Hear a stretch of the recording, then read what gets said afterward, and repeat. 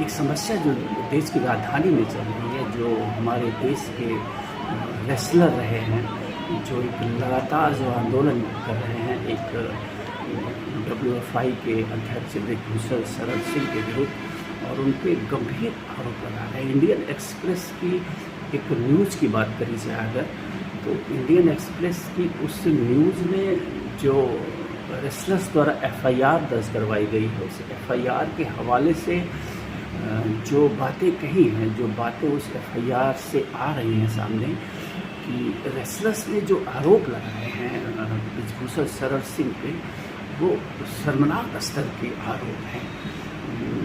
मतलब ऐसा नहीं होना चाहिए, किसी को ऐसा अधिकार नहीं होना चाहिए। हाल के वर्षों में अगर आप देखेंगे तो देश में खेल का उत्थान हुआ है, खेल के प्रति लड़कियों का जो रुझान देश में सामने आया है, और इन लड़कियों ने जिस तरह से अंतर्राष्ट्रीय स्तर के कह सकते हैं प्रतियोगिताओं में पदक दिलाकर जिस ढंग से हमें गौरवान्वित किया है, वो काबिल तारीफ रहा है। पूरे देश ने उसकी प्रशंसा की है, और ये जो सरकार है, ये जो हमारे प्रधानमंत्री जी हैं, इन्होंने भी प्रशंसा करी है। ये जब जीत के आते हैं तो इनका भरपूर स्वागत करने से नहीं चूकते हैं हमारे प्रधानमंत्री जी भी, और होना भी चाहिए, मैं उसकी आलोचना नहीं कर रहा हूँ। लेकिन आज जब ये रेसलर जो है कोई आरोप लगा रहे हैं, इनको किसी बात से परेशानी है, कोई कष्ट है, इतना देखिए, एक चीज़ मैं बताऊँ, इतना लंबा आंदोलन जो है मतलब एकदम से निराधार नहीं हो सकता है। लगातार महीनों से लड़कियां सड़कों पर बैठी हुई हैं, इन्हें घसीटा जा रहा है, इन्हें पीटा जा रहा है, इन्हें तरह तरह से जो है सरकार इन पे दबाव बनाने की कोशिश कर रही है। उसके बाद भी अगर ये लगातार डटी हुई हैं तो निश्चित रूप से इनके आरोपों में कहीं न कहीं से धार ज़रूर है। ये एकदम से निराधार नहीं है, एकदम से ये गैर जिम्मेदाराना आरोप नहीं है। और दिल्ली पुलिस की जो जांच की स्थिति है, वो जो जांच की गति है, जो जांच का तरीका देखने को मिल रहा है, वो निश्चित रूप से संदेह के दायरे में है कि वो राजनीतिक दबाव के अंदर काम कर रही है। 2 महीने में तो बड़े से बड़े अपराध का खुलासा हो जाना चाहिए। एक चीज़ दिल्ली पुलिस को अब तक तो एक चीज़, एक सत्य, एक तथ्य सामने लेके आ जाना चाहिए था कि क्या हुआ, कैसे हुआ या नहीं हुआ। तो कुल मिला के जो है रेसलर्स के साथ जो कुछ भी हो रहा है, उन्हें जो घसीटा जा रहा है, आप कुछ वीडियो हैं, इन्हें देखिए आप, ये कोई सामान्य व्यक्ति नहीं है जिनको इस तरह से घसीटा जा रहा है। ये हमारे गौरव हैं, उन्होंने राष्ट्रीय ध्वज को जो है कह सकते हैं वैश्विक मंच पे जो है लहराया है, और हमारा मान ऊंचा किया, हमारा सम्मान ऊंचा किया है। और इन रेसलर्स के साथ इस तरह का दुर्व्यवहार पुलिस द्वारा कतई क्षम्य नहीं, इसे कतई जो है बर्दाश्त नहीं किया जाना चाहिए। और इन रेसलर्स की समस्याओं को जो भी संभावित फोरम है, मैं तो कहता हूँ प्रधानमंत्री को इन रेसलर्स के साथ बैठना चाहिए, सड़क पे आके बैठना चाहिए, और उनसे बातें करनी चाहिए कि आखिर आपकी समस्या क्या है।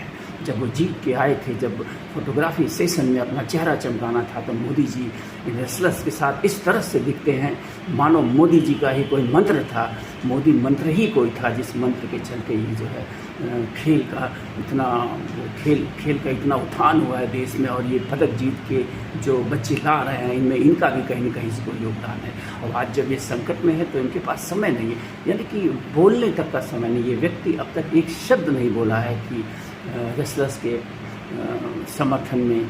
तो कुल मिला के जो है मैं रेसलर्स के साथ हूँ, और मैं इनके आरोपों की पुष्टि नहीं कर रहा हूँ। मैं कोई जांच अधिकारी नहीं हूँ, न तो मुझे जांच के बारे में बहुत कुछ जानकारी है। कुल मिला के जो समाचारों में, सोशल मीडिया में, अखबारों से जो चीज़ें सामने आ रही हैं, उन्हीं तथ्य के आधार पर मैं बात कर रहा हूँ। पिछले वीडियो में जैसा कि मैंने ब्रिजभूषण शरण सिंह के बारे में कहा था कि मैंने जो है इनका अध्ययन किया, जो भी डेटा मुझे मिल सका, तो सारे डेटा स्पष्ट करते हैं कि ब्रिजभूषण शरण सिंह कोई बड़े सन्यासी व्यक्ति नहीं है।